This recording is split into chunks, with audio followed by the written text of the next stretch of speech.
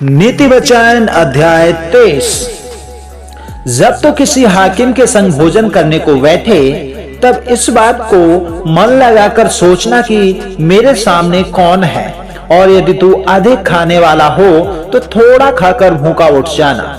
उसकी स्वादिष्ट भोजन वस्तु की लालसा ना करना, क्योंकि वह धोखे का भोजन है।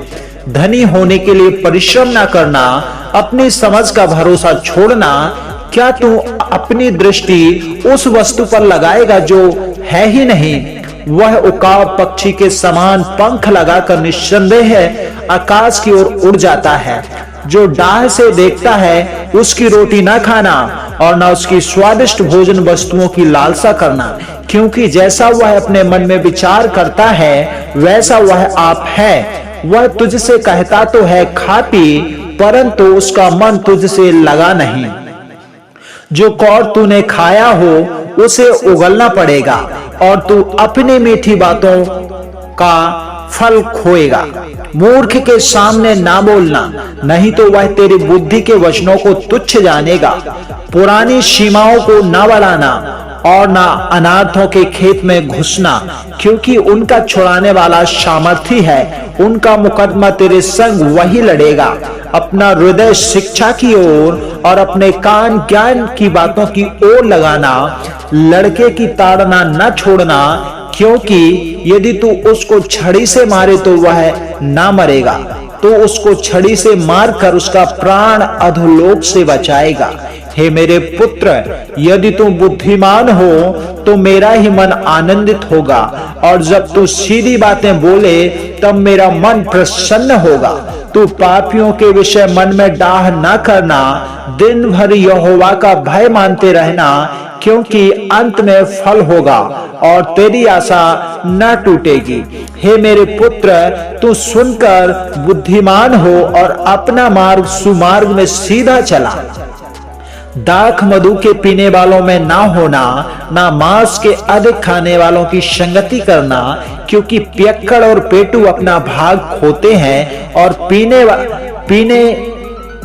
पिकाने वालों के चिथड़े पहने जाते हैं।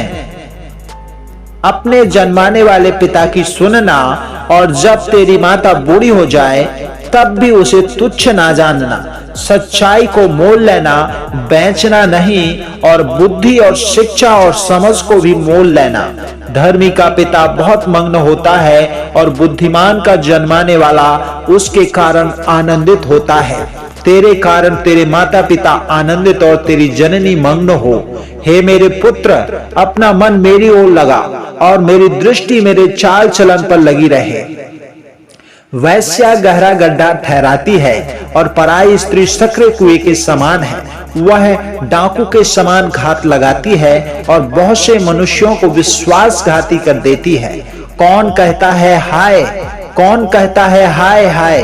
कौन झगड़े रगड़े में फंसता है? कौन बकबक करता है?